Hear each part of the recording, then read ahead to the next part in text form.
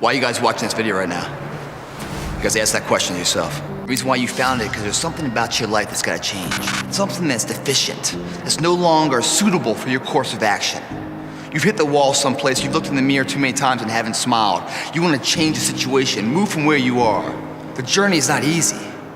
But before you start that journey mentally, you must fuel yourself with the right reasons, the right fuel to sustain the entire journey. Everyone's hot off the start. But after a month or so into it, or a couple weeks into it, with the wear and tear and the grind starts to hit you, you start losing focus on the horizon, do you not? You get caught away in the daily hiccups, the ups and downs, and the wear and tear. And you focus on the speed bumps, the daily activities, losing sight of the true purpose. When you lose sight of the purpose, you give too much value of what the pain is today. We always invest today, sacrifice today for tomorrow's betterment. But if we don't know what that betterment is, the want factor of what we're really doing it for, we can't win this war, guys. In order to be successful in the MFT program or in life in general, it's the want factor. You have a capable body to do whatever you want. You have a sound mental, nutritional diet. And what the f do you want? Once you find out you want, regardless of what it is, then you combine the mind and the body together. That's when life gets exciting, guys. Stories of inspiration where the person overcomes the odds. When you see the good, man, pump the brakes. Put your hands together, man. Give credit where it's due. Remember the name of the person that overcame the odds, because that same person you're gonna use in your own battle one day. When you hit rock bottom and you feel like the walls and monkeys on your back and Murphy's hitting you down every single step, you're gonna use that inspiration to take that one more step forward that makes all the difference. Let me give you a few examples of these, of people that overcome the odds. This kid couldn't speak. Everyone else in his peer group speaking all good. He couldn't speak. At age 7, everyone's reading and talking. He can't read. He was slowing down so much, the teachers brought his parents in and man said, dude, the kid's gotta go, man. He's just slow. He's not creative. He's slowing down the betterment of the entire class. Gotta go. Parents brought him home and he's like, man, what are we gonna do with this child of ours? Too bad. They put him to work. He got fired from every single job he ever tried. All this guy knows up until 21 years old is failure. He's never tasted success. He just gets up and keeps trying, fails, gets up and keeps trying. Until one day he found out what he wanted, what inspired him, and he gave it everything he had, day in, day out, man. He burned the midnight oil, so he didn't have to stay awake in the midnight hours wondering what if. This guy tried something 1,093 times before it was successful. 1,093 times, man. When the hell have you ever tried something more than 10 times before you throw in the towel? I can't say I have. This guy did. And why? That was what he wanted. How was it nourished? Failure. Everything failed in his life. So when it failed the 1,000th time, it's like, well, it, man. It's an average day. It always fails. I keep on going, but his invention got smarter and quicker. That failure made it more and more successful. It's getting closer and closer and closer. And finally, the light bulb lit. That was Thomas Edison, man. Failure, dumbass, his entire life. He had over another 1,000 patents, man. Remarkable. Couldn't speak at 4. Was written out of class because couldn't read at 7. Kicked home, saying mentally challenged.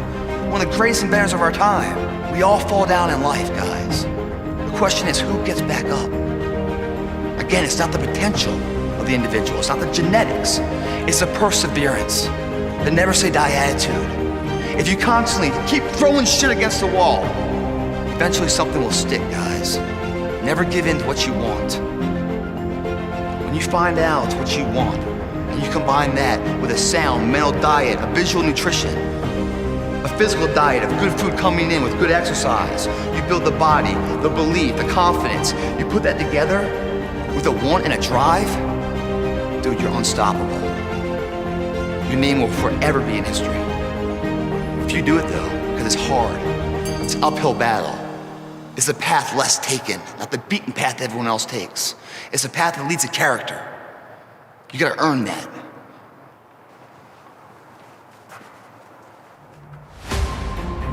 You know, one question I get a lot, guys, is, man, how do you not burn out?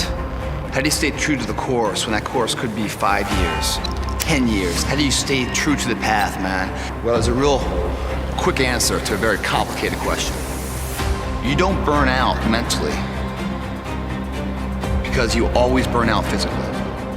When you guys burn out physically, you push your current limitations to a new barrier, do you not? You hit failure and you go beyond. you force your body to create a demand to grow even more. By burning out physically, you ensure that you grow physically.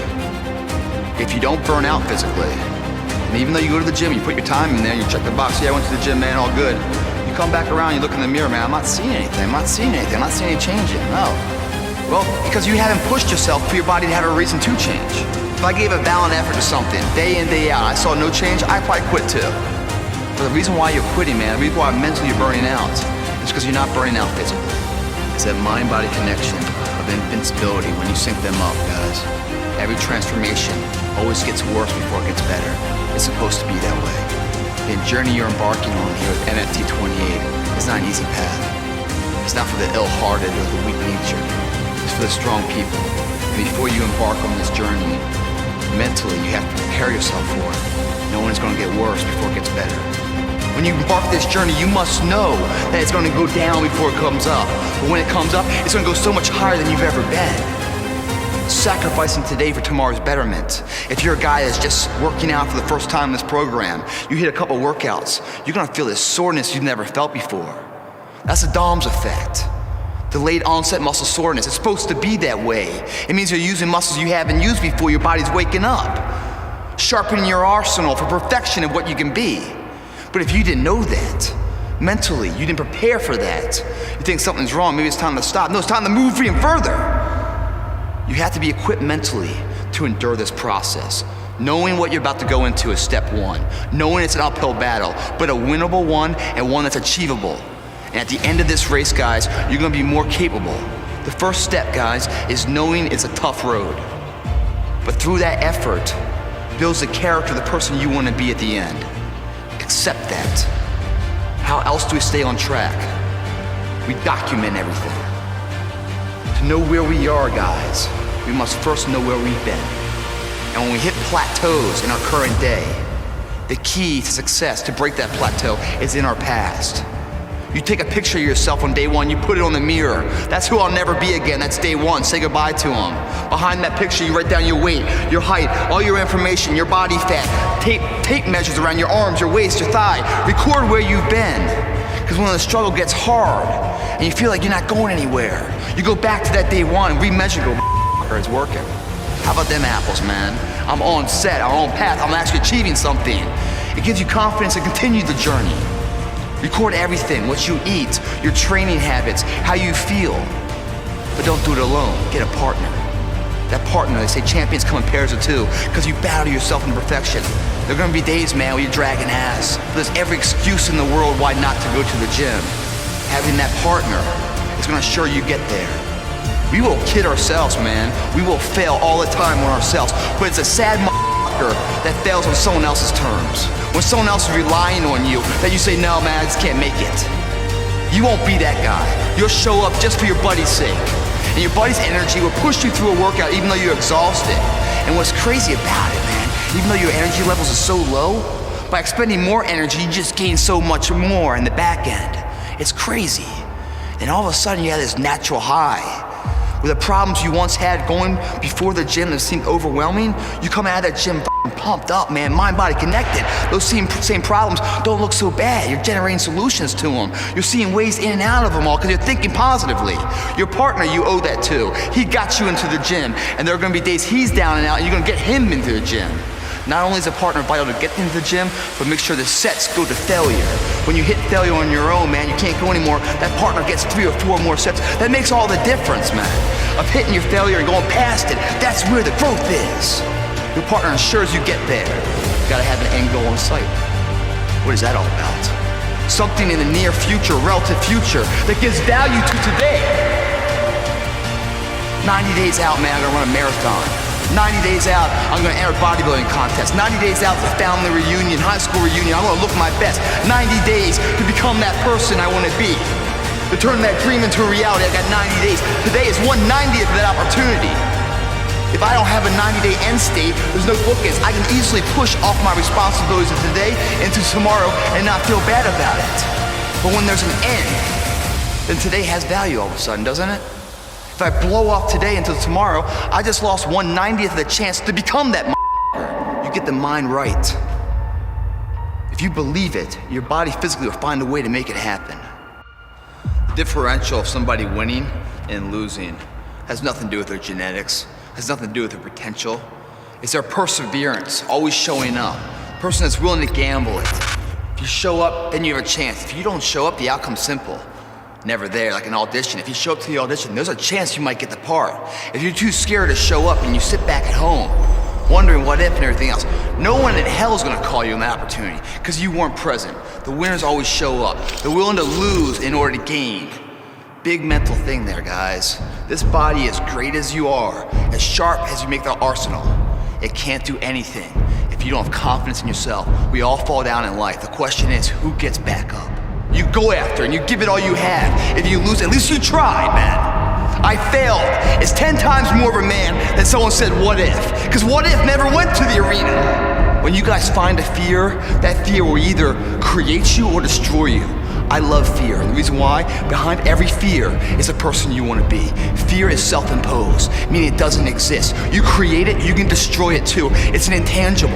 If you face your fears, guys, you will realize it's not that big. And once you face it, you go, oh my God, man, I spent all this time running from it. It was so small. If I just faced it, my God, not only did I face it, I beat it back. Energy's never lost, transferred. That negative energy, that fear, is destroyed. It comes back in as confidence. You're like, what else am I capable of? What else am I holding my back from that I'm capable of more? What am I running from I don't need to? What else can I overcome? You face your fears, you become the person you want to be. You run from your fears, you're not living. You're alive, but you're not taking the freedom. You're not running the day. The day's running you. You always be the servant, not the master, guys. If you find a fear, the quickest, the easiest way you can beat it is initially, right when it comes in. If you allow it to sit, it will grow roots and start breaking you down, destroying the potential of the person you can be. Again, the champions, guys. It's not their potential, it's not their genetics. It's their perseverance. They'll always show up, always willing to fail, because in failure, that's part of success. Success is not, a marathon of life with just ups. Success is formulated through failures. Through facing your fears, through falling down and getting back up. That's what creates the champion. Success does not define us. We define the success.